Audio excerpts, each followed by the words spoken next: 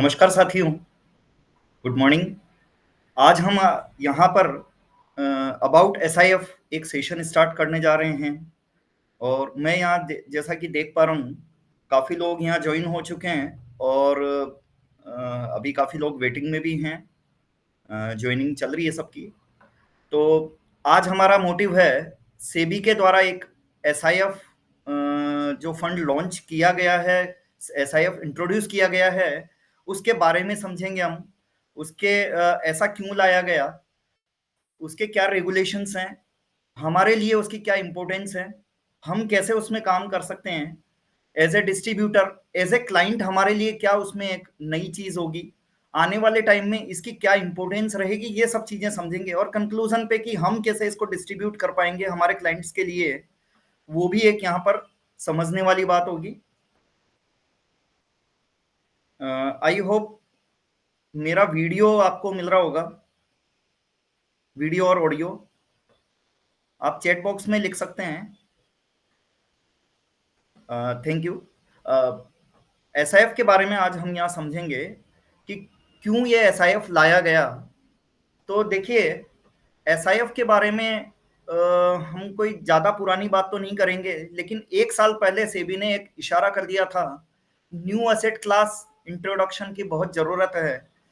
लेकिन उसमें थोड़ा-सा सेबी एक फॉर्मेट बनाने में थोड़ा-सा डिले हो गई और दिसंबर में जाकर सबसे पहला एक भारत का गज़ट नोटिफ़िकेशन आया कि एक स्पेशलाइज़्ड इन्वेस्टमेंट फंड जो म्यूचुअल फंड और पीएमएस के बीच के जो ब्रिज हैं, उसके बीच में जो गैप हैं, उसको फुलफिल करने के लिए ये फंड लाया गया है। तो हम यहाँ ये समझते हैं कि सेबी इसमें किस तरह से इम्पोर्टेंट रोल प्ले करेगी और इन्वेस्टर को ये क्यों समझ में आ रहा है कि एसआईएफ ज़्यादा बेटर होगा आने वाले टाइम में रेदर देन हमारा कोई पीएमएस होगा या एआईएफ होगा। तो सबसे पहले स्टार्ट करते हैं अबाउट डेरिवेटिव। देखिए, एसआईएफ में डेरिवेटिव की बात होगी क्योंकि यहाँ पर जितने भी हम फंड मैनेजमेंट की बात करते हैं तो डेरिवेटिव के ऊपर बात करेंगे और डेरिवेटिव का जो इम्पोर्टेंट रोल प्ले होता है वो इन्वेस्टर पर भी होता है। इन्वेस्टर की बार बार जो रिटेल इन्वेस्टर हैं उनकी भी एक इच्छा होती है कि डेरिवेटिव में वो ट्रेड करें और डेरिवेटिव बिकॉज वहां पर एक शॉर्ट भी किया जा सकता है और लॉन्ग भी किया जा सकता है, थोड़े से अमाउंट में ज्यादा पोजीशन ली जा सकती है। तो रिटेल इन्वेस्टर, रिटेल ट्रेडर का तो बहुत ही वहां पे उनका एक इम्पोर्टेंट रोल आता है। एक सेबी की रिपोर्ट आई थी आज के लगभग साल भर पहले, जुलाई अगस्त में एक रिपोर्ट आई थी। उस रिपोर्ट में ये कहा गया था कि 93% रिटेल इन्वेस्टर मनी लॉस्ट करते हैं एफ एंड ओ में, 93%। और ये भी कहा गया कि लास्ट तीन साल में 1,81,000 करोड़ का लॉस किया गया है। पर ट्रेडर का लॉस 1.2 लाख रुपए का है पर इन्वेस्टर, पर ट्रेडर। तो ये सेबी डेरिवेटिव के पीछे क्यों पड़ी है, आप अगर देखेंगे तो केवल 7% लोग ही प्रॉफिट कमा पाए हैं और 1% लोग हैं जिन्होंने 1 लाख से ज्यादा प्रॉफिट कमाया। यह रिपोर्ट आप सेबी की जो रिपोर्ट है गूगल में जाकर भी आप डाउनलोड कर सकते हैं, कहीं भी सेबी के प्लेटफॉर्म पर भी मिलेगी। और जो टॉप 3.5% लूजर है, 3.5% लूजर पर्सन है अमंगेस्ट ऑफ ऑल 100% ट्रेडर, उसमें एवरेज 28 लाख रुपए का लॉस किया है। यानी एवरेज एक पार्टी 28 से 30 लाख रुपए का लॉस कर रही है और बड़े बड़े इन्वेस्टर यहाँ पर चंक हो रहे हैं, बड़े बड़े ट्रेडर यहाँ चंक हो रहे हैं। लोगों का फिर भी रुझान रहता है कि हम यहाँ ट्रेड कर लें। तो उसके आगे भी एक खबर है कि 43% इन्वेस्टर जो 30 साल से नीचे की कैटेगरी, यानी 50% इन्वेस्टर ही हो गए ऑलमोस्ट, आपके 30 साल से नीचे की कैटेगरी जो जेनजी ग्रुप से फॉलो करती है, यानी जिनको अच्छा लगता है स्पेकुलेट करना, जिसको अच्छा लगता है ऑप्शन में प्ले करना, वो। और 93% उनमें से लॉस कर चुके हैं, 43% में से। यानी 30 साल की जो इन्वेस्टर हैं, ट्रेडर हैं, जो यंगस्टर हैं, जो कोविड के बाद जो लोग आए हैं अपना पैसा लेकर, उनमें से 93% लोग लूज कर चुके हैं। और सबसे ज्यादा दुख की बात यह है कि ये सब लोग छोटे टाउन से आ रहे हैं, और छोटे टाउन मतलब B30 सिटीज, बड़े टाउन से लोग समझ रहे हैं, और उन्हें ये पता है कि म्यूचुअल फंड सही है, म्यूचुअल फंड सही है, और म्यूचुअल फंड में इन्वेस्टेड रहो, पैसा लॉन्ग टर्म में बनेगा। फिर भी एक नीचे और दो लाइन और देखेंगे आप, प्रोप्राइटरी ट्रेडर और एफपीआई जो है वो प्रॉफिटेड रहे हैं। अब प्रोप्राइटरी ट्रेडर का मतलब होता है ब्रोकर का अपना खुद का एक अकाउंट, जहां पे वो आर्बिट्रेजिंग, हेजिंग मल्टीपल चैनल के थ्रू करते हैं। वो अपने यहाँ ट्रेडर भी बिठाते हैं, वो अपने यहाँ एल्गो सिस्टम भी करते हैं, और एफपीआई यानी फॉरेन पोर्टफोलियो इन्वेस्टर भी प्रॉफिटेबल रहे हैं। डेरिवेटिव, डेरिवेटिव का मतलब वायदा बाजार कारोबार में, जहां पर ऑप्शन ट्रेडिंग की अगर बात आ रही है, ऑप्शन की बात आ रही है, या फ्यूचर्स ट्रेडिंग की बात आ रही है, तो वहां पर वो प्रॉफिटेड रहे हैं, और सब लोग उनमें से एल्गो यूज कर रहे हैं। और मोस्टली इंस्टीट्यूशन ये जिन्होंने पिछले साल में ही 60,000 करोड़ रुपए अर्न किए हैं, और ये भी केवल डेरिवेटिव में है। तो इसका मतलब म्यूचुअल फंड बहुत सही है, लेकिन इंस्टीट्यूशन के लिए डेरिवेटिव भी सही है। इंस्टीट्यूशन का मतलब बड़े बड़े ऐसे इंस्टीट्यूशंस जहां पर मैं जो बाकायदा रिसर्च कर रहे हैं, एफएनडो में ट्रेड कर रहे हैं, वो भी अर्न कर रहे हैं। ये भी सेबी की रिपोर्ट में ही मेंशन है। इस सेबी की रिपोर्ट के अलावा कहीं नहीं है ऐसा कि ये कहीं डेटा आया है। सेबी के एक रिपोर्ट में ये मेंशन हुआ है कि ये सारा डेटा वहां पर 60,000 करोड़ का प्रॉफिट भी इंस्टीट्यूशंस ने ही अर्न किया है। अब उन्हीं इंस्टीट्यूशंस में कुछ पीएमएस भी हैं, कुछ एआईएफ भी हैं। आज अगर हम बात करते हैं पीएमएस और एआईएफ की, तो वहां पर भी वो प्रॉफिटेबल हो रहे हैं। नेक्स्ट हम जब बात करते हैं, जब ये रेस्पॉन्स की बात करें डेरिवेटिव के लिए, रिटेल इन्वेस्टर का जिस तरह से रुझान आ रहा है, रिटेल ट्रेडर का जिस तरह से रुझान आ रहा है, शॉर्ट मनी का, चंक मनी का, जिन्होंने आज पैसा डालना है और आज ही उन्हें वापस विड्रॉ करना है, उन्हें एक महीने के अंदर पैसा डबल चाहिए। कई सारे सोशल मीडिया अकाउंट्स, कई सारे यूट्यूब, इंस्टाग्राम, इस तरह के अकाउंट्स में इस तरह की बातें की जाती है कि आप अगर पैसा डालेंगे तो कल ही पैसा डबल हो जाएगा, आपको कमाने का मिल जाएगा, और आप म्यूचुअल फंड में डालेंगे तो शायद पैसा नहीं बनेगा। तो इस तरह का नैरेटिव फैलाया गया। सेबी ने हालांकि उस जगह कार्रवाई भी करी, कई ऐसे सोशल मीडिया अकाउंट्स को बैन किया। उन सोशल मीडिया मीडिया में जो इस तरह के भ्रामक और टिप देने वाले लोग हैं, उनके ऊपर पेनल्टी भी लगाई।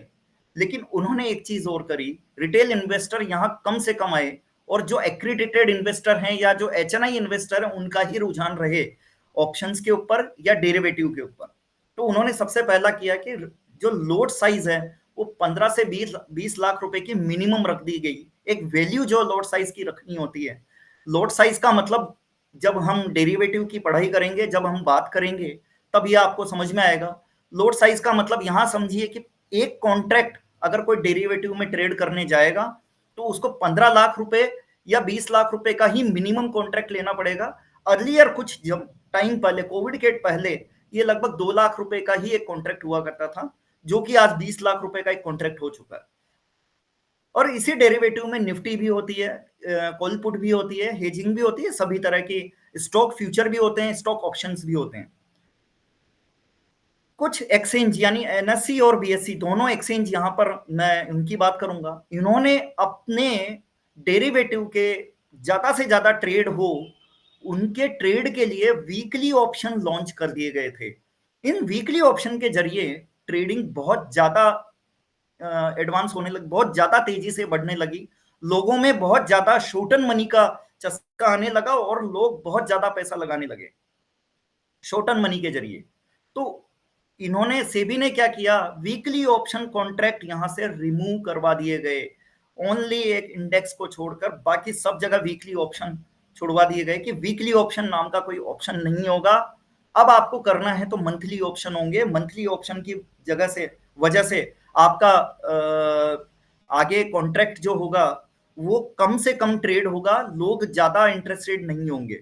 और एक इसमें जब डेरिवेटिव का ट्रेड करते हैं तो मार्जिन मनी की बात आती है, ट्रांजैक्शन कॉस्ट की बात आती है, तो वहां पर भी ये इंक्रीज करवा दिया गया। ट्रांजैक्शन टैक्स जो होता है वो भी इंक्रीज करा दिया गया। सरकार इसमें एसटीटी लेती है, जब भी आप डेरिवेटिव में या सिक्योरिटीज मार्केट में ट्रेड करते हैं, कोई भी शेयर लेते हैं तो एक एसटीटी लेती है, स्टैम्प ड्यूटी लेती है, जीएसटी लेती है, ब्रोकर अपनी ब्रोकरेज लेता है और एक्सचेंज अपनी ट्रांजेक्शन टैक्स लेता है। तो यहाँ पर इस तरह से कोई भी ट्रांजेक्शन करोगे तो इतने सारे आपको टैक्सेस भी देने पड़ते हैं अपार्ट फ्रॉम ब्रोकरेज, वो भी इंक्रीज कर दिए गए, एसटीटी भी इंक्रीज कर दिया गया, और मार्जिन मनी जो डेरिवेटिव में जब काम करते हैं तो वो भी इंक्रीज कर दिया गया।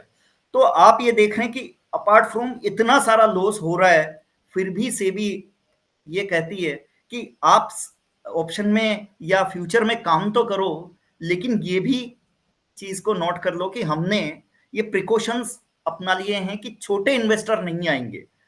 एक और अच्छी चीज करी सेबी ने, जो कि जो छोटे इन्वेस्टर यहां से निकल जाएं, छोटे इन्वेस्टर यहां पर नहीं आए, उसके लिए कि जिस तरह से आपने फ्यूचर में ट्रेडिंग या पोजीशन ली है, ऑप्शन में ट्रेडिंग या पोजीशन ली है, किसी भी स्टॉक फ्यूचर में या किसी भी स्टॉक ऑप्शन में, वहां पर डिलीवरी सिस्टम रख दिया गया, compulsion in the last week of the expiry. ये बहुत अच्छा ऑप्शन किया, बिकॉज इसकी वजह से काफी लोग यहां पर डिस्करेज हो जाते हैं कि यार हमें एक वीक पहले ही कॉन्ट्रैक्ट को निकलना पड़ेगा, बिकॉज हमें डिलीवरी कंपल्सन आ जाएगी। अगर डिलीवरी कंपल्शन आ जाती है तो फिर उन्हें पहले ही लॉस में ट्रांजेक्शन को स्क्वायर ऑफ करना पड़ता है, यानी ट्रांजेक्शन को काटना पड़ता है। इन्हीं सबके पीछे यहाँ पर सेबी का रिस्पॉन्स था कि ये आगे प्रिकॉशन आगे भी चलते रहेंगे, आने वाले टाइम में हो सकता है आने वाले 2-4 सालों में ये लोड साइज 15 से जो 20 लाख देख रहे हैं वो 25 लाख की, 30 लाख की, 40 लाख की, और आने वाले टाइम में ऑप्शन की जो कॉन्ट्रैक्ट्स हैं वो भी कम होते जाएंगे, लोड साइज भी बढ़ती चली जाएगी।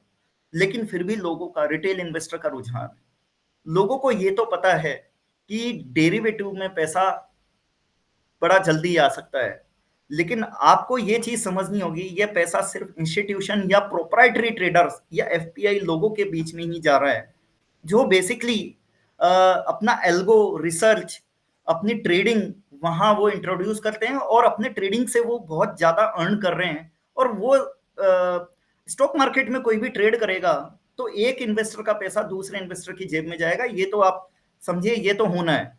तो एक इन्वेस्टर अगर लॉस में आएगा तभी दूसरा इन्वेस्टर प्रॉफिट में आएगा, और इन्वेस्टर अपने बिहेवियर की वजह से लॉस में ज्यादा आ जाते हैं, क्योंकि उनके पास रिसर्च भी नहीं होती और बिहेवियर उनका क्या होता है, लॉस में जल्दी स्क्वायर ऑफ कर दो। जिस तरह से आज माहौल चल रहा है कि भारत पाक युद्ध है, कुछ दिनों पहले माहौल था यूएस टेरिफ, उसके पहले माहौल था इजराइल गाजा, उसके पहले माहौल था यूक्रेन रशिया वार।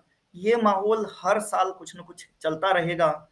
इंडिया में इस तरह के कुछ न कुछ, इंडिया हो चाहे वर्ल्ड हो, सबकी इकोनॉमी में कुछ न कुछ इस तरह के चेंजेस होते रहेंगे, इस तरह के इंसिडेंट आते रहेंगे। डेरिवेटिव में ऊपर नीचे, यानी स्टॉक मार्केट में ऊपर नीचे होता रहेगा और डेरिवेटिव में लोग लॉस लेते रहेंगे। तो मुझे एक चीज समझ में आती है कि म्यूचुअल फंड बहुत सही है, म्यूचुअल फंड में ज्यादा ही ज्यादा अपना इन्वेस्टेड होना चाहिए और आगे बढ़ना चाहिए, और अपने जो लक्ष्य हैं, अपने लक्ष्यों की पूर्ति के लिए हमें इन्वेस्टेड रहना चाहिए। मैं 10 साल के लिए इन्वेस्टेड होता हूं तो मेरे को एक बहुत अच्छा अमाउंट मिलता है, मैं 20 साल के लिए इन्वेस्टेड होता हूं तो मुझे बहुत अच्छा अमाउंट मिलता है। ये कैलकुलेशन हमारे पास रहती है। बट मोर ओवर यहाँ पर एक मार्केट और भी है जिसे हम मिस कर रहे हैं, वो है पीएमएस और एआईएफ।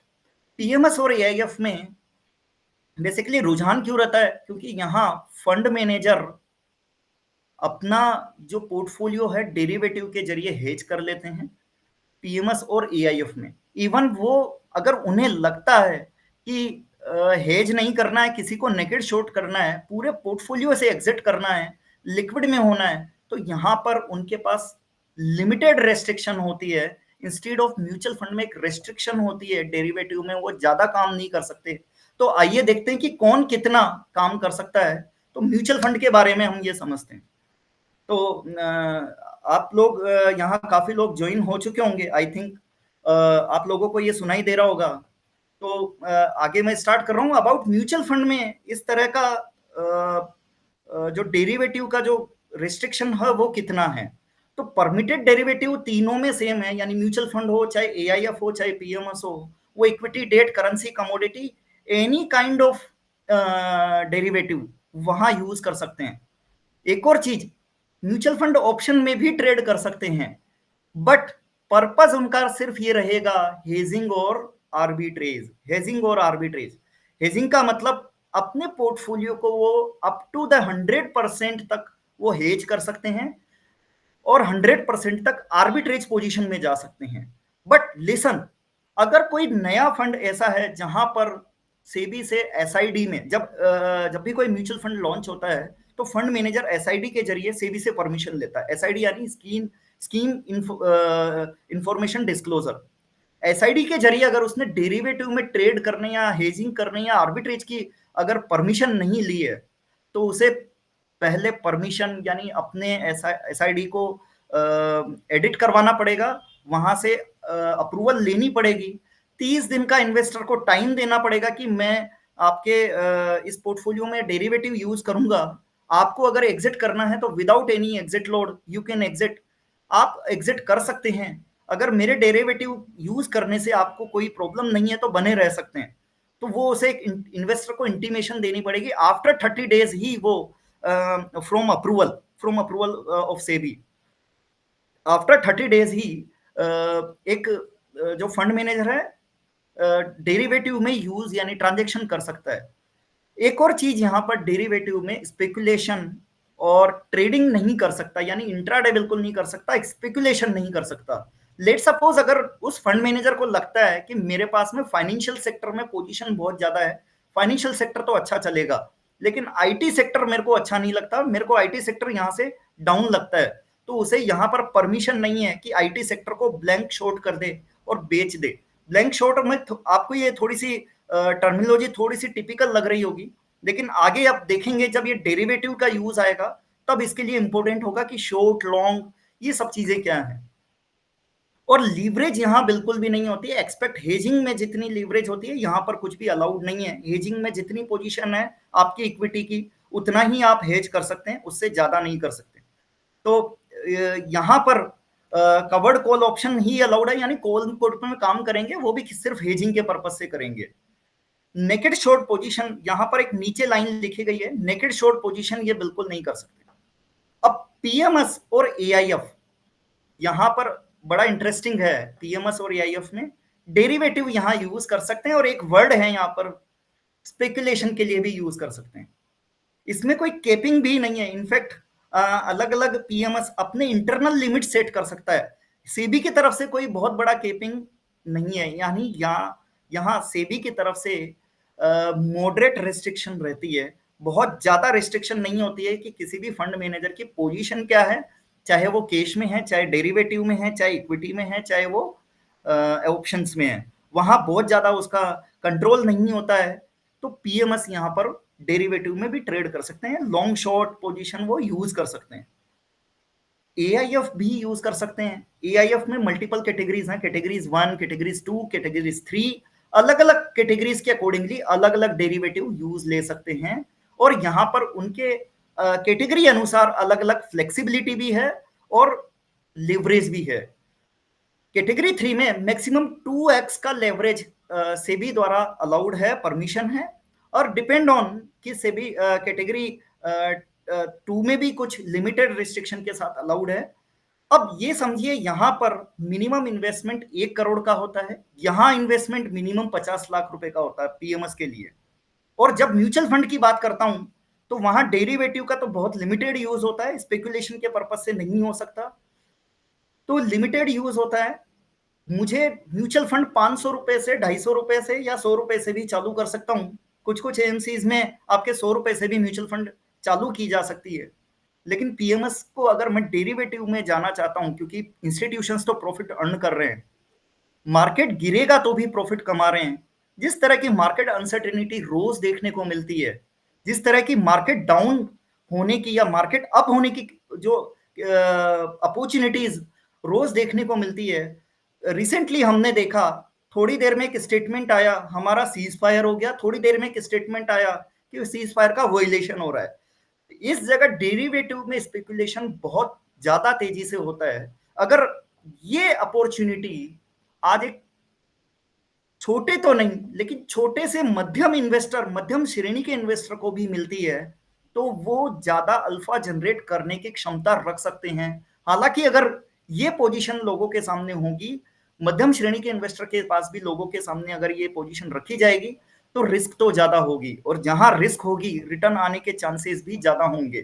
तो डेरिवेटिव में ध्यान रखिएगा, हमेशा प्रॉफिट आने का कोई गारंटी नहीं है, लेकिन प्रॉफिट आता है इंस्टीट्यूशन को, ये सेबी के पास रिकॉर्ड बोले गए हैं।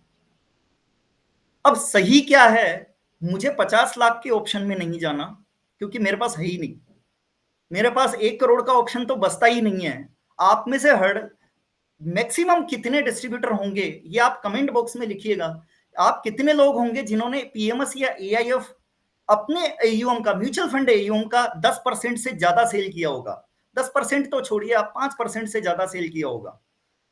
हार्डली आपके पास 5% इन्वेस्टर भी नहीं होंगे जो पीएमएस और एआईएफ में इन्वेस्टेड होंगे। तो फिर मुझे डेरिवेटिव में भी पोजीशन लेनी है। मुझे म्यूचुअल फंड एक ट्रेडिशनल इन्वेस्टमेंट है, काफी अच्छा है, म्यूचुअल फंड सही है, ये हम बोलते आए हैं। लेकिन प्रॉब्लम क्या है, मुझे डेरिवेटिव में अगर पोजीशन लेनी है तो मैं 50 लाख वाले ऑप्शन में भी नहीं जा सकता, बिकॉज एक इन्वेस्टर के पास में उसकी कुल जमा पूंजी, एक सपना होता है एक इंडियन परिवार का, वो 1 करोड़ का। 1 करोड़ जमा कर लो, उसकी एक जिंदगी यानी रिटायरमेंट निकल जाती है। 1 करोड़ जमा कर लो, उसका एक घर बन जाता है। तो उसका 1 करोड़ एक सपना होता है, और अगर आप सीधा एक एआईएफ में लगा देंगे तो शायद वो अपने सपने पूरे नहीं कर पाएगा। तो वो डेरिवेटिव में ट्रेड कैसे करे, तो इंट्रोडक्शन होता है यहाँ पर स्पेशलाइज्ड इन्वेस्टमेंट फंड का, जो सेबी ऑफर कर रही है। और सेबी ने यहाँ क्लियर कट बोला है कि एक bridge the gap between mutual fund and PMS AIF. यहाँ पर इंट्रोडक्शन इसी वजह से हुआ है कि म्यूचुअल फंड के इन्वेस्टर्स को एक बहुत बड़ा गैप है, जो डेरिवेटिव में जाना चाहते थे, लेकिन पीएमएस के मिनिमम रेस्ट्रिक्शन की वजह से वो जा नहीं पाए, और वो उन्हें म्यूचुअल फंड में इन्वेस्टेड रहना पड़ा, या फिर वो रिटेल ट्रेड करने को आ गए जहां पर वो ज्यादा लॉस अर्न कर रहे हैं। तो सीबी ये भी नहीं चाहता कि लोग लॉस लेने के लिए डेरिवेटिव में आए, तो उन्होंने एक ऐसा इंस्ट्रूमेंट तैयार किया, स्पेशलाइज्ड इन्वेस्टमेंट फंड, जिसका भारत सरकार की तरफ से नोटिफिकेशन इशू हो चुका है 16 दिसंबर 2024 को, एक फ्रेमवर्क इशू हुआ। और ये आपको जानकर हैरानी होगी, ऑपरेशन वाइज ये म्यूचुअल फंड की तरह काम करेगा। म्यूचुअल फंड यानी म्यूचुअल फंड की तरह ही इसके एनएवीज होगी, म्यूचुअल फंड की तरह ही इसके यूनिट्स होंगे, और म्यूचुअल फंड की तरह ही इसमें रिडम्पशंस और एंट्री होगी।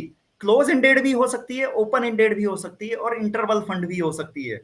तो इस तरह के 7 तरह के कैटेगरीज को यहाँ पर अलाउड किया गया है। 3 ब्रॉडर कैटेगरी यानी इक्विटी, डेट, हाइब्रिड, और 7 सब कैटेगरीज में ये एसआईएफ को अलाउड किया गया है।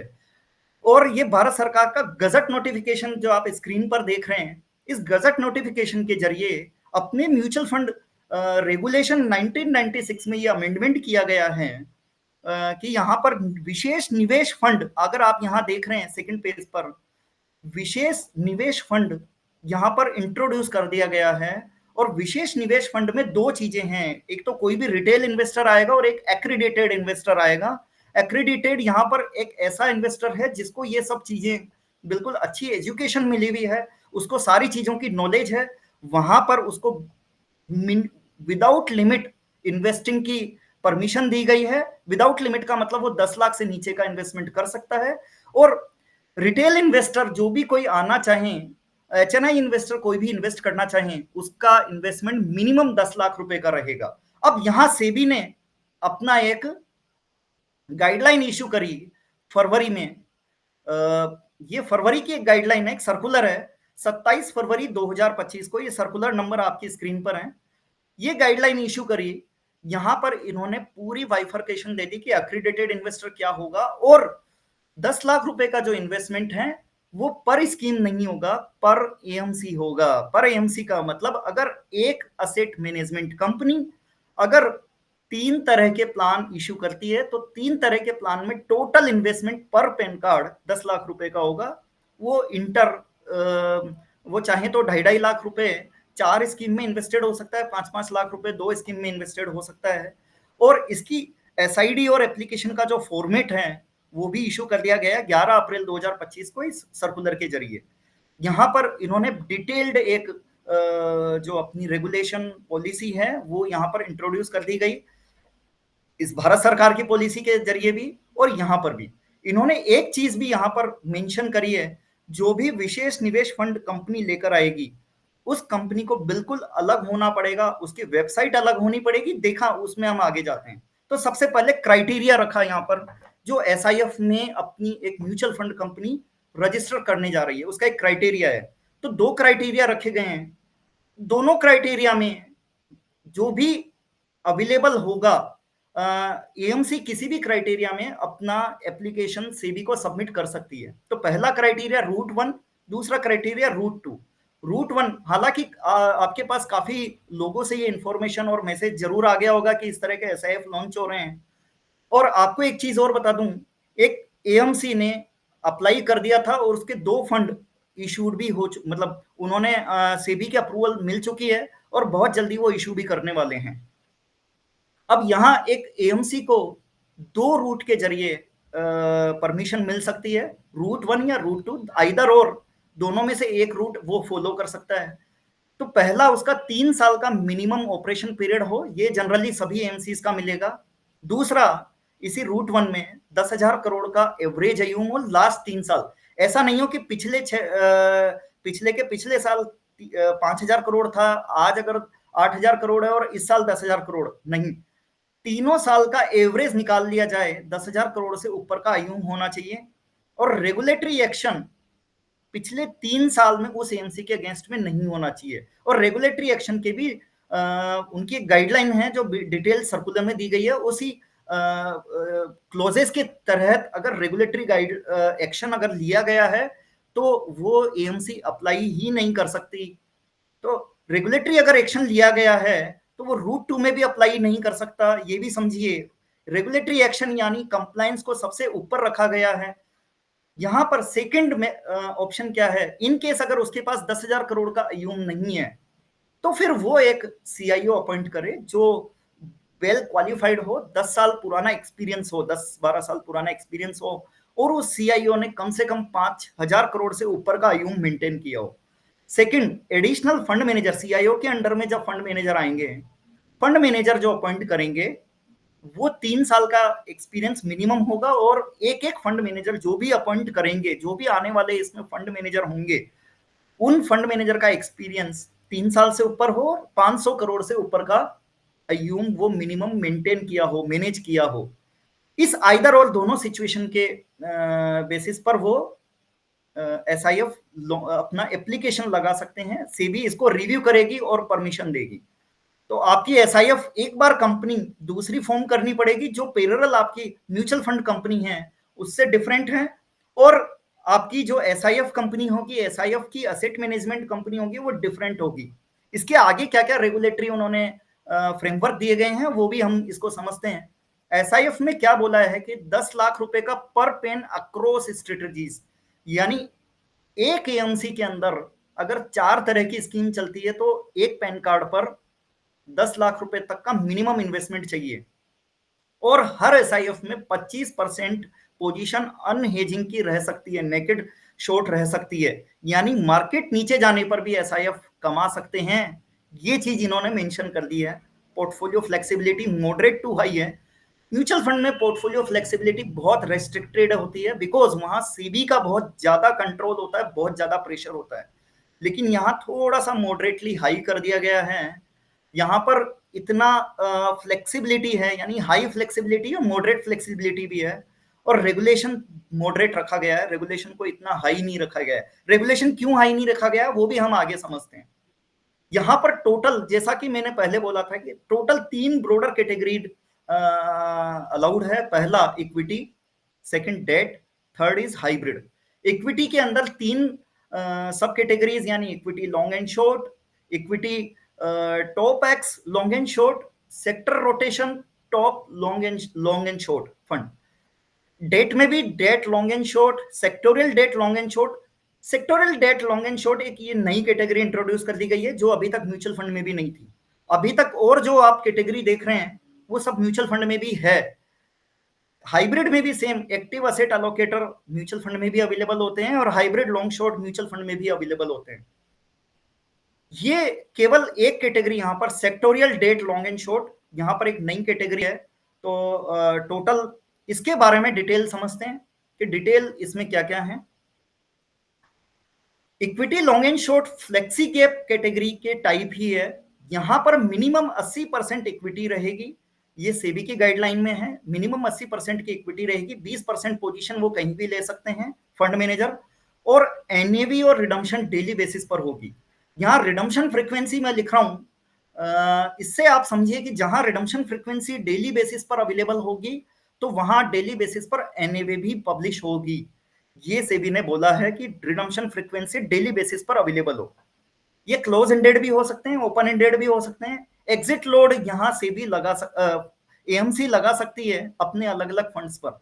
एग्जिट लोड जो भी क्राइटेरिया होता है according to mutual fund, according to SID, permissible by SEBI, SID के अकॉर्डिंगली जो उन्होंने परमिशन ले ली उतनी वो एग्जिट लोड की क्लोज लगा सकते हैं। कई स्कीम में 2% भी हो सकती है, कहीं पर 1 भी हो सकती है और इससे नीचे भी हो सकती है, और ये 1 साल भी हो सकती है और 2 साल भी हो सकती है। तो ये डिपेंड करेगा एसआईडी फॉर्मेट में। रिडम्पशन फ्रीक्वेंसी यहाँ डेली बेसिस पर अवेलेबल होगी। सेकंड कैटेगरी जो mid and small cap category है, इस तरह की कैटेगरी भी आपकी म्यूचुअल फंड में अवेलेबल होती है, मिड एंड स्मॉल कैप। यहाँ एक क्राइटेरिया दिया गया है इक्विटी का 65% और 25% एक्सपोजर इन द डेरिवेटिव, और 25% जो डेरिवेटिव का एक्सपोजर होगा वो भी लार्ज कैप में नहीं होगा, वो भी स्मॉल कैप और मिड कैप में होगा। यानी डेरिवेटिव में भी मिड कैप और स्मॉल कैप के शेयर्स होते हैं, वहां आपकी परमिशन मिलेगी, वहां आपको अलाउड होगा एक्सपोजर लेने का।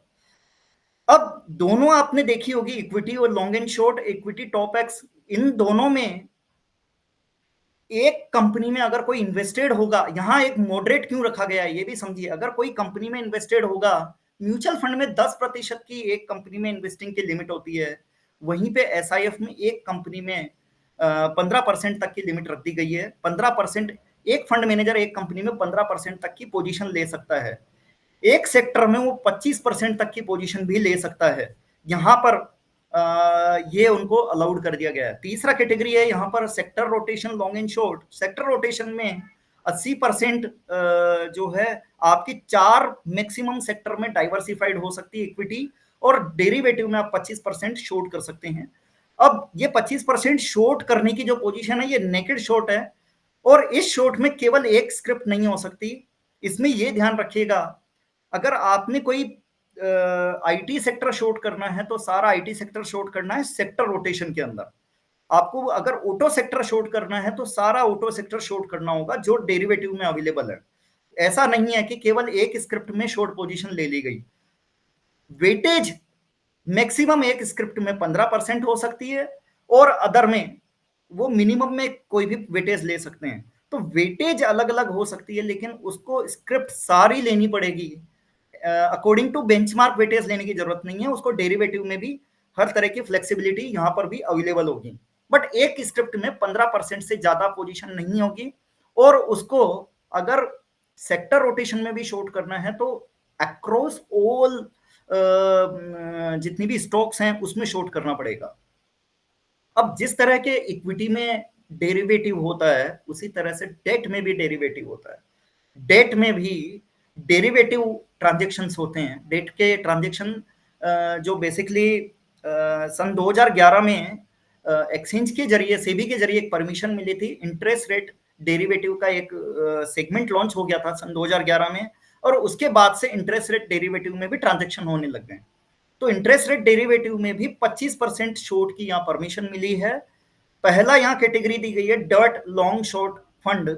यहाँ पर आपका जो कैटेगरी होगी फंड टाइप वो डायनामाइक बॉन्ड फंड है, और इसकी एनएवी वीक में कम से कम एक बार, और एएमसी चाहे तो वीक में 2 बार या मल्टीपल टाइम वो एनएवी इशू कर सकती है।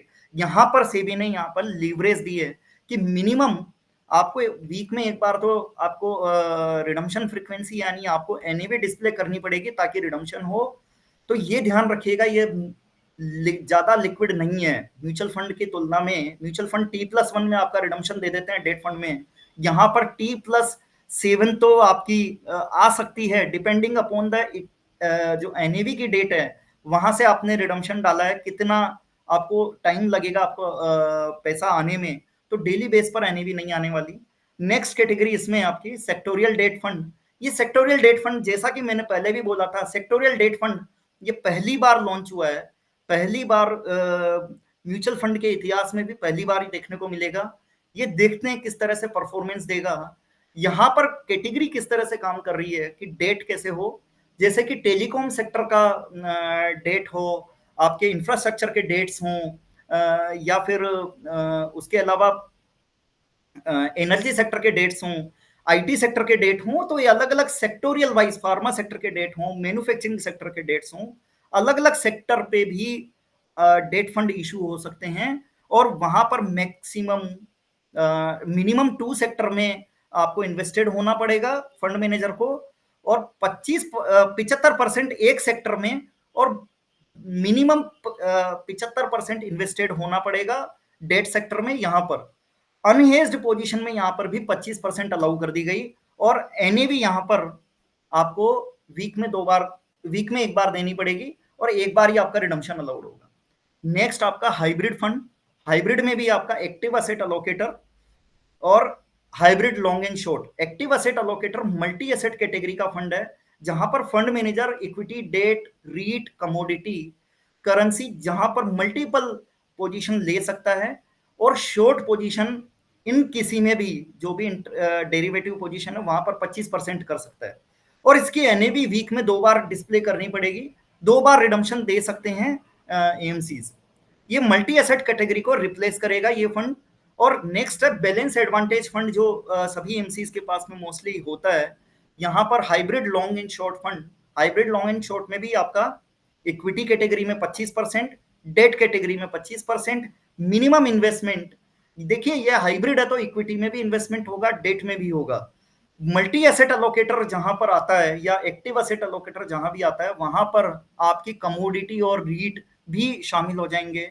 इस हाइब्रिड लॉन्ग एंड शॉर्ट में आपके पास में रीट और कमोडिटी शामिल नहीं होंगे। कमोडिटी का मतलब गोल्ड और सिल्वर से भी है, यहाँ पर गोल्ड सिल्वर का भी आप पोजीशन ले सकते हैं। इवन जो अभी तक म्यूचुअल फंड नहीं कर पा रहे थे, वो था क्रूड में पोजीशन, वो यहाँ पर वो कर सकते हैं। एनएवी इनकी वीक में 2 बार देनी पड़ेगी। अब यहां पर ये चीज इन्हें एक्सपोजर लेने को अलाउ किया है नॉन हेजिंग में 25%। अगर हेजिंग है तो 100% ले सकते हैं, हेजिंग में तो म्यूचुअल फंड भी 100% ले सकते हैं, ये ऑलरेडी मेंशन था। यहां पर नॉन हेजिंग में 25% अलाउ कर दिया गया है, जो कि एक बड़ा गेम है इंडस्ट्री के लिए, लोगों के लिए। बात काफी क्यूरियोसिटी है रिटेल इन्वेस्टर में भी, आज ये काफी पूछा जाने वाला है कि कब आएगा एसआईएफ और कौन सी एएमसी है जो पहले लॉन्च करेगी। तो इसके लिए भी हमें तैयारी पूरी करनी है। सेबी ने बहुत जल्दी ये लॉन्च करने की कोशिश कर दी गई है, लेकिन इसके लिए बहुत आगे रेगुलेशन जो बिल्कुल अलग कर दिए गए हैं, एग्जिस्टिंग एएमसी से इसको बिल्कुल अलग कर दिया गया है, जो रिसेंट में एएमसी के लिए अभी तैयारी करने जैसा हो गया है। तो यहाँ पर तैयारी कर रही है, तो पूरा रेगुलेशन दिया है, उन्हें समझने की जरूरत है। ये आप भी क्यों समझें रेगुलेशन, ताकि इन्वेस्टर को आप बता पाएं कि ये क्या चीज है, आने वाला टाइम क्या है, हम उसमें कैसे करेंगे निवेश, ये समझा जाए। तो मैक्सिमम 25% या डेरिवेटिव में इन्वेस्टमेंट करने की परमिशन है। एक्सपोजर आपको यहाँ पर 3 कैटेगरी है। फ्यूचर, अगर ऑप्शन बाई किया हुआ है, ऑप्शन सेल किया गया है। ऑप्शंस का मतलब यहाँ पर मैं बात करूंगा कॉल और पुट से। कॉल और पुट डेफिनेटली अगर आप इसकी आगे पढ़ाई करते हैं तो डेफिनेटली आपको ये चीजें समझ में आ जाएगी। कुछ लोगों को ये चीजें पता होगी कि what is the call and what is the put. तो यहां पर जो ऑप्शंस होंगी, अगर बाई करते हैं तो उनकी कैलकुलेशन क्या होगी, और ऑप्शन सेल करते हैं तो उनकी कैलकुलेशन क्या होगी। ऑप्शन अगर फ्यूचर में आप पोजीशन लेते हैं, चाहे वो शॉर्ट पोजीशन लें चाहे लॉन्ग पोजीशन लें, तो जो फ्यूचर की पोजीशन है price into the number of shares, यानी total lot size and number of contract, total लगा लें तो टोटल एक्सपोजर उतना ही। यानी अगर यहाँ पे मार्जिन, एक चीज आप ध्यान रखिएगा, अगर किसी फंड के पास में, एक कैलकुलेशन बता रहा हूं, किसी फंड के पास में 100 करोड़ रखे हैं और 75% के हिसाब से, 80% के हिसाब से हाई उसने लॉन्ग एंड शॉर्ट पोजीशन पे इक्विटी ले ली, तो अभी उसके पास में क्या बचता है, 20%। 20% पोजीशन, यानी 20 करोड़ रुपए की पोजीशन वो फ्यूचर में नेकेड शॉर्ट कर सकता है। 20 करोड़ की पोजीशन कैसे काउंट होगी, 20 करोड़ की position, price into the number of share, number of lot size into number of contract. Lot size and contract को दोनों को जोड़ लिया जाए तो नंबर ऑफ शेयर बन जाता है, price into number of shares. Total यहां कैलकुलेशन इस तरह से होगी। उस तरह से ऑप्शन की जब प्रीमियम बाई करेंगे तो ये बहुत खतरनाक होता है। जब प्रीमियम बाई करते हैं तो बहुत खतरनाक है, क्योंकि आपने जितना प्रीमियम दिया वो जीरो हो जाने वाला है। वो भी यहाँ पे जितना प्रीमियम बाई किया है वो आपकी एक्सपोजर कैलकुलेशन में आएगा, और जितना आपने प्रीमियम सेल किया है, ऑप्शन सेल किया है, वो अकॉर्डिंग टू फ्यूचर ही यहाँ पर कैलकुलेट होंगे। ऑप्शन अगर सेल किया है तो अकॉर्डिंग टू फ्यूचर होंगे, ऑप्शन बाई किया है तो अकॉर्डिंग टू प्रीमियम होंगे। तो ये चीज समझने की जरूरत है, आगे भी समझेंगे। ऑफसेटिंग अलाउड है। ऑफसेटिंग का मतलब है कि अगर आपने कोई शेयर इक्विटी में ले रखी है तो वहां आप डेरिवेटिव में शॉर्ट कर सकते हो, वो हेजिंग पोजीशन मानी जाएगी, ये ऑफसेटिंग हो जाएगी, हेजिंग मानी जाएगी इसमें। अब क्योंकि कंपनी अलग है, एडवर्टीजमेंट कोड भी अलग होगा, रेगुलेशंस भी अलग होंगे, आपकी ब्रांड आइडेंटिटी भी अलग होगी। तो क्या बोला गया है यहाँ पर, आप म्यूचुअल फंड कंपनी वाला नाम नहीं ले सकते। आपके पास में suppose ABC mutual fund company है और एबीसी म्यूचुअल फंड कंपनी का नाम यहाँ पर रखना है, वो नहीं रख सकते, लेकिन 5 साल तक रख सकते हैं। पहले 5 साल तक अलाउड रख दिया गया है।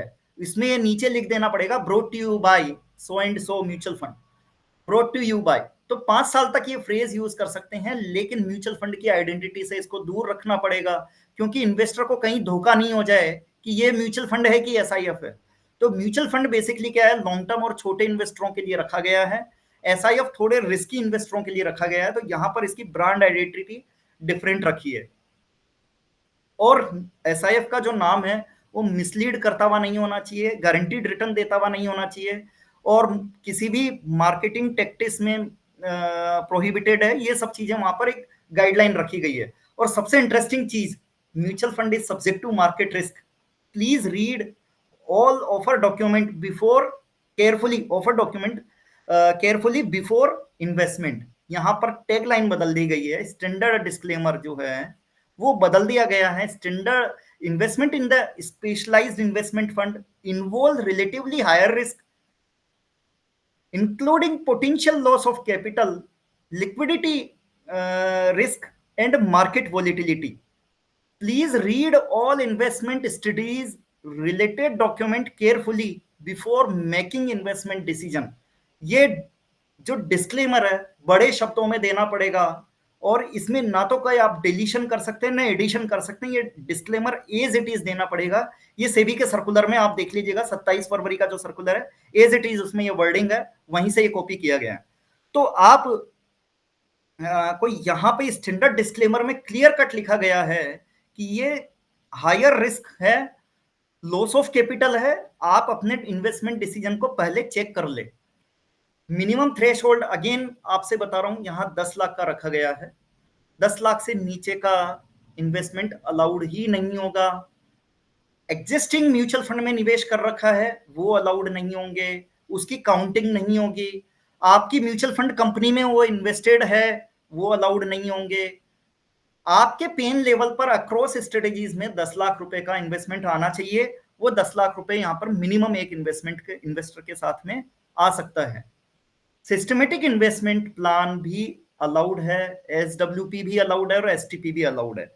लेकिन जब कोई सिस्टमेटिक की बात आएगी तो हम तो क्या 10,000 रुपए की एसआईपी चालू कर देंगे चिद्रूप जी, और बहुत बढ़िया होगा, या 50,000 की एसआईपी चालू कर देते हैं, हमारा 10 लाख तो एक साथ नहीं लगेगा। यहां पर ऐसा नहीं होगा। क्या होगा, आपको सबसे पहले 10 लाख रुपए का कॉर्पस मिनिमम वहां पर बाई करना पड़ेगा, और वो भी कैश में बाई करना पड़ेगा, यानी बैंक के जरिए बाई करना पड़ेगा। आपको फ्रेश कैपिटल लानी पड़ेगी।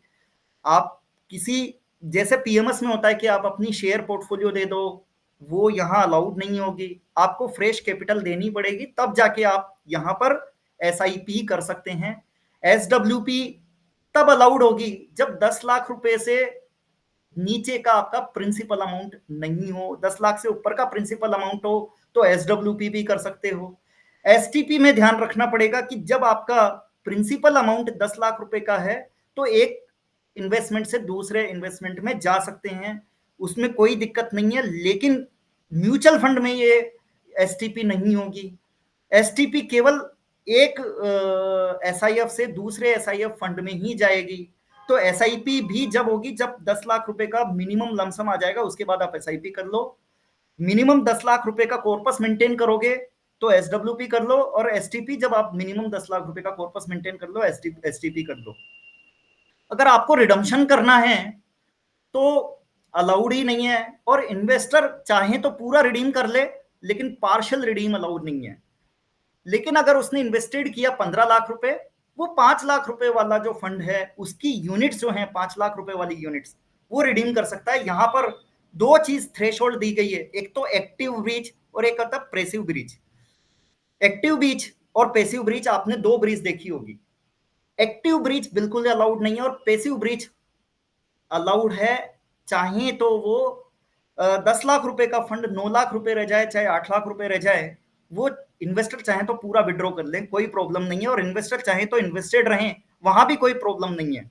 लेकिन एक्टिव ब्रीच अलाउड नहीं है। जो थ्रेशोल्ड 10 लाख रुपए का दिया गया है उसमें रिडम्पशन नहीं होगा, उसमें एसडब्ल्यूपी नहीं होगी, ये चीज का ध्यान रखिए। एएमसी को ये टारगेट दिए गए हैं कि ये मॉनिटरिंग आप डेली बेसिस पर करोगे, तो एएमसी मॉनिटरिंग तो क्या करेगी, एक सॉफ्टवेयर बन जाएगा। और क्योंकि एक म्यूचुअल फंड कंपनी ही इसको लॉन्च करेगी, एक म्यूचुअल फंड के रेगुलेशन में ही इसे अमेंडमेंट किया गया है, तो आप ये समझे यहाँ पर रजिस्ट्रार एंड ट्रांसफर एजेंट की भी भूमिका आने वाली है, एक कस्टोडियन की भूमिका भी आने वाली है, फंड मैनेजर भी होने वाला है, एएमसी भी होने वाली है। बट ये ध्यान रखिएगा, ये एएमसी सेपरेट होगी पेरेंटल एएमसी से, ये अलग एएमसी होगी और ये एएमसी अलग होगी। अब आते हैं बेंचमार्क। बेंचमार्क कौन सा लगेगा, तो देखिए म्यूचुअल फंड कंपनी में भी 2 टियर बेंचमार्क अलाउड है। आप किसी भी म्यूचुअल फंड स्कीम पर देखेंगे तो आजकल 2 टियर बेंचमार्क दिख रहे हैं। काफी सारी इक्विटी स्कीम्स पर रिलेटेड बेंचमार्क आ रहे हैं, जो रिलेटेड जैसे मिड कैप फंड है तो mid cap NSC mid cap 150 benchmark आता है। Second tier benchmark NSC Nifty 50 benchmark होता है। तो यहां भी अगर एएमसी चाहें तो second tier benchmark optional display कर सकती है। पास्ट 1 ईयर 3 ईयर 5 ईयर और 10 ईयर के रिटर्न डिस्प्ले कर सकती है बेंचमार्क वाले। खुद के तो अभी रिटर्न आएंगे ही नहीं, बिकॉज अभी टाइम लगेगा उसमें, लेकिन बेंचमार्क वाले रिटर्न वो डिस्प्ले कर सकती है past 1 year 3 year 5 year and 10 year. अगर हाइब्रिड है डेट है तो उसके रेस्पेक्टिव इंडेक्स जो हैं वो अवेलेबल हैं, रेस्पेक्टिव बेंचमार्क अवेलेबल हैं, वही उन्हें लगाने पड़ेंगे। जैसा बेंचमार्क की स्टैंडर्डाइजेशन म्यूचुअल फंड में है वैसा ही स्टैंडर्डाइजेशन एसआईएफ में भी है, उसका भी गाइडलाइन दे दी गई है। अब रिस्क बैंड, अगर आपने रिस्कोमीटर देखा होगा म्यूचुअल फंड के अंदर, उसी तरह से यहाँ रिस्क बैंड होंगे। एक लेवल का जो रिस्क होगा वो लोएस्ट कैटेगरी का होगा, और 5 लेवल का जो रिस्क होगा वो हाई कैटेगरी का होगा। तो लेवल वाइज ये रिस्क कैटेगरी रहेगी। कस्टमर को फैक्ट शीट में, एसआईडी में उसको ईमेल के जरिए ये बताना पड़ेगा। ये मंथली बेसिस पर इवेल्युएटेड होगा और एएमसी और एमफी की वेबसाइट पर रहेगा। इवन अगर रिस्क कैटेगरी में अगर कोई चेंजेस आते हैं तो इन्वेस्टर को रिलेटिव जो भी नेक्स्ट मंथ आता है उसके फर्स्ट वीक में इन्फॉर्म भी करना पड़ेगा कि हमारा जो रिस्क कैटेगरी है वो चेंज हो गई है, इन्वेस्टर अपना डिसीजन ले लें। तो यहाँ पर ये चीज आ गई है। अच्छा, अब क्योंकि देखिए डिस्क्लोजर की बात आती है तो म्यूचुअल फंड में हम सबसे ज्यादा ये कहते हैं कि डिस्क्लोजर वहां पर मोस्ट डिस्क्लोजर अवेलेबल है, यानी ट्रांसपेरेंट पोजीशन अवेलेबल है। तो ट्रांसपेरेंट में क्या है, हर महीने के फर्स्ट वीक में आपको जो इन्वेस्टेड पोर्टफोलियो है वो मिल जाता है म्यूचुअल फंड। यहाँ ये दिया गया है कि आपको हर सेकंड मंथ में, अल्टरनेट मंथ में, यानी अप्रैल नहीं, मई के जो लास्ट डे है उसके नेक्स्ट डे, यानी फर्स्ट जून को आपको पोर्टफोलियो डिस्प्ले करना पड़ेगा। जुलाई के फर्स्ट बाद में अगस्त में फर्स्ट वीक में आपको करना पड़ेगा। यानी लास्ट मंथ कौन सा माना गया है, मई जुलाई सितंबर नवंबर जनवरी और मार्च। इसके नेक्स्ट मंथ में फर्स्ट वीक में आपको पोर्टफोलियो डिस्प्ले करना पड़ेगा, पोर्टफोलियो पब्लिश करना पड़ेगा with in 10 days from the relevant month. उसमें आपको ये अपनी पोर्टफोलियो इन्वेस्टमेंट स्ट्रेटेजी पूरी बतानी पड़ेगी। डिस्क्लोजर आपको एएमसी वेबसाइट पर, एमफी पर, रिसर्च जहां भी होती है वहां पर अवेलेबल करानी पड़ेगी। डिस्क्लोजर में पोर्टफोलियो की डिटेल और आईएसआईएन की डिटेल भी आपको अवेलेबल करानी पड़ेगी। आईएसआईएन का मतलब इंटरनेशनल सिक्योरिटीज आइडेंटिफिकेशन नंबर, जब भी कोई सिक्योरिटीज बाई करते हैं, सेल करते हैं, एक आईएसआई नंबर इश्यू होता है, वो आईएसआई नंबर भी डिस्क्लोज करना पड़ेगा। ये पूरी गाइडलाइन यहाँ दे दी गई है। तो कंक्लूजन में ये है, जितने भी स्टेट इन्वेस्टर हैं उनके लिए बहुत अच्छी फ्लेक्सिबिलिटी मिलती है। अगर वो चाहें तो जैसे कुछ पार्ट यहाँ पर वो अपना डाइवर्सिफिकेशन कर सकते हैं, अपना ट्रांसफर कर सकते हैं। डेफिनेटली म्यूचुअल फंड से थोड़ा सा रिस्की है, बट ऐसा लग रहा है कि जहां डेरिवेटिव पार्ट आ रहा है और इंस्टीट्यूशन इस पार्ट का हिस्सा बन रहा है, तो शायद ये एक बेंचमार्क से अच्छा अल्फा जनरेट करके दें। शायद ऐसी चीज सामने आ रही है, और सेबी यही चाहती है कि स्ट्रक्चर्ड इनोवर मार्केट में अलाइन हो ये सब चीजें। आप अगर डिटेल देखना है तो ये सर्कुलर सेबी का जो है एसआईएफ के बारे में 27 फरवरी का जो सर्कुलर है वहां पर आप देख सकते हैं पूरा। अब डिस्ट्रीब्यूशन कैसे करें, हमारा लास्ट क्वेश्चन है, और हम इसमें कैसे अपीयर हों।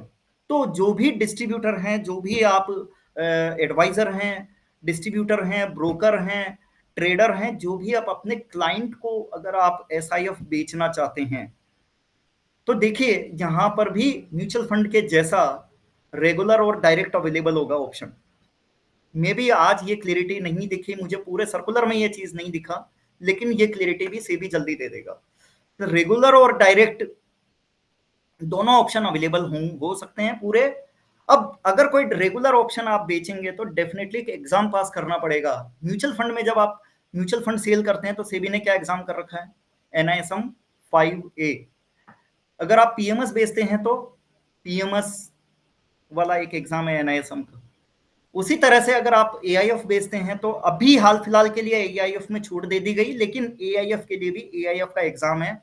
तो 3 तरह के अलग अलग प्रोडक्ट पर 3 तरह के अलग अलग एग्जाम एसआईएफ में भी क्लियर कर दिया गया। एनआईएसएम 13 कॉमन डेरिवेटिव सर्टिफिकेशन आपको क्लियर करना पड़ेगा, और कॉमन डेरिवेटिव में आपका एनआईएसएम सीरीज 1, सीरीज 4 और सीरीज 8 तीनों को कवर किया गया है।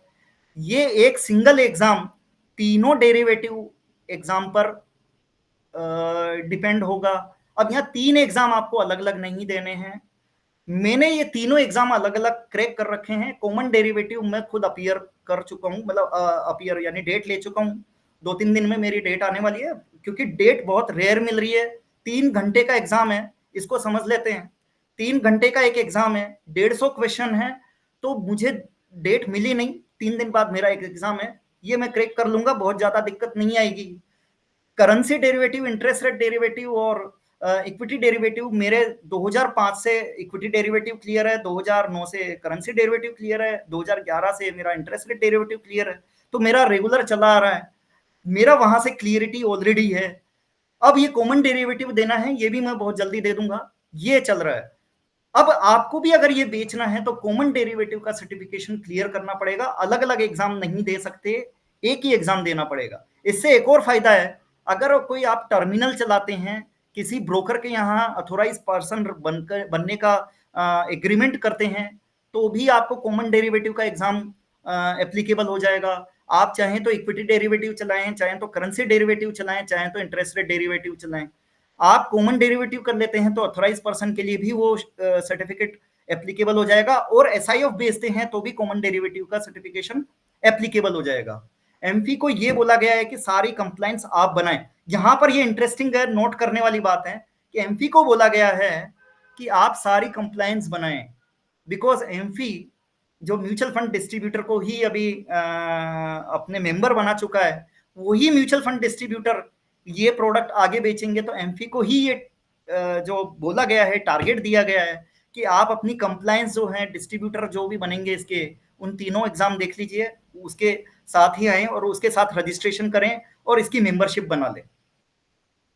मैं आपको जो प्रोवाइड करा रहा हूं, एनएसएम 13 का एक बैच, लाइव बैच चालू कर रहा हूं, जो 16 तारीख से लाइव हो जाएगा, 16 से। मेरी एक वेबसाइट है www.theexcelist.com। आपके पास में वेबसाइट का लिंक भी होगा, मैं आपको वेरी सून ये लिंक भी प्रोवाइड करा दूंगा। जो जो भी इंटरेस्टेड हैं उनके लिए लिंक अवेलेबल करा दूंगा, वहां पर आप अपना रजिस्टर करें। 16 मई से ये हमारा फर्स्ट बैच चालू होगा। ये लगभग 25 से ज्यादा घंटे का लाइव ऑनलाइन क्लासेस होगा। मैं अनुमान लगा रहा हूँ कि 25 से 30 घंटे के बीच में ये पूरा सेशन रहेगा। तो लगभग पूरा महीना ये सेशन चलेगा। मेरे हर दिन 2 घंटे का सेशन होंगे और 2 घंटे भी अल्टरनेट डेज में रहेंगे। ये सेशन रिकॉर्डेड रहेंगे। अगर कोई चाहे तो रिकॉर्डेड भी ये ऑप्शन ले सकता है, वहां पर रिकॉर्डिंग भी रहेगी। एक सिंगल वर्कबुक जो पूरे वहां पर अवेलेबल नहीं है, पूरे एनआईएसएम में भी जब आप रजिस्टर करते हैं तो एक वर्कबुक इशू होती है।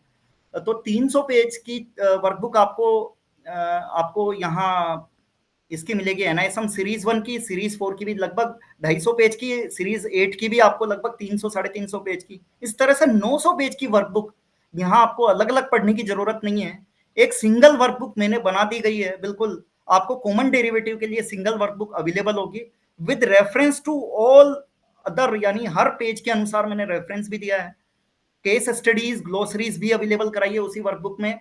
मॉक टेस्ट अवेलेबल हैं, 480 क्वेश्चंस अवेलेबल हैं जो बाकायदा एनआईएसएम में आएंगे। ऐसे क्वेश्चंस जो उनकी प्रोबेबिलिटी इतनी है कि आप एनआईएसएम में काफी उनकी प्रोबेबिलिटी मिल रही है। 480 क्वेश्चन वैसे मिल जाएंगे और इंपॉर्टेंट टॉपिक्स जो हैं यहाँ पूरे कवर किए गए हैं। अगर कोई चाहे तो केवल मॉक टेस्ट और वर्कबुक भी सब्सक्राइब कर सकते हैं, और मॉक टेस्ट और वर्कबुक भी आपको यहाँ पर अवेलेबल होगा। आप चाहें तो उसी वेबसाइट पर सब्सक्राइब कर सकते हैं। मेरी इसी वेबसाइट पर दोनों ऑप्शन दिए गए हैं, या तो आप क्लासेस भी ले सकते हैं या फिर केवल अगर मॉक टेस्ट लेना है तो मॉक टेस्ट भी ले सकते हैं। क्योंकि कईयों का ये कहना था कि हमें थोड़ा बहुत डेरिवेटिव आती है लेकिन क्वेश्चन किस तरह से रहेंगे, बुक किस तरह से होगी, हमें थोड़ा सा वो रेगुलेटरी फ्रेमवर्क और ये सब चीजें समझनी है, तो मैं वो प्रोवाइड करा दूं, तो वो भी मेरे पास एक ऑप्शन है। आप दोनों चाहें तो ये ऑप्शन ऑप्ट कर सकते हैं। तो नमस्कार, मेरा नाम चिद्रुप जैन है और आप सब लोग काफी मुझसे वाकिफ भी होंगे। मैं पहले एक इक्विटी मार्केट में ही मेरी एक करियर की शुरुआत हुई है। लगभग 20-21 सालों का मेरा करियर रहा है। आज मैं एक सेबी ट्रेनर हूँ, एनआईएसएम का ट्रेनर हूँ, और एक मैं जो है, पहले मेरा career BSc star mutual fund के जरिए भी आप लोग मुझे जानते हैं कि बीएससी स्टार, और उससे पहले भी मैं रेलीगेयर, आनंद राठी और ऐसी कई सारी ब्रोकिंग फर्म्स में भी मैं काम कर चुका हूँ। और ये मेरी वेबसाइट एड्रेस है www.excelist.com, theexcelist.com, info@theexcelist.com आप मेरी मेल आईडी है, वहां से भी आप रीच कर सकते हैं, और ये मेरा मोबाइल नंबर है। और आपके अगर कोई क्वेश्चंस हैं, प्लीज ये आप नंबर नोट कर लें, आप मेल नोट कर लें, मेल आईडी। अगर आपके कोई क्वेश्चन है, मैं अब आपके क्वेश्चंस लेने के लिए रेडी हूँ।